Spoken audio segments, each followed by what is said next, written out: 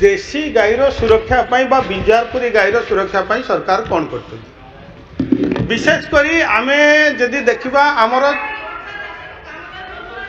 कहूँ मैडम गोटे गोटे कह ना आपण बिंजारपुरी गाई बा A2 मिल्क को आम प्रायोरिटी देचे A2 मिल्क रो चाहिदा वर्तमान बढ़ी देशी गाईर सुरक्षा वर्तमान सरकार योजना करिसंती गोटे योजना जोटा कि आम करिचे गोशाला माध्यम रे देशी गाईर वंश वृद्धि एवं तांकर सुरक्षा सरकार स्वतंत्र भाव योजना कर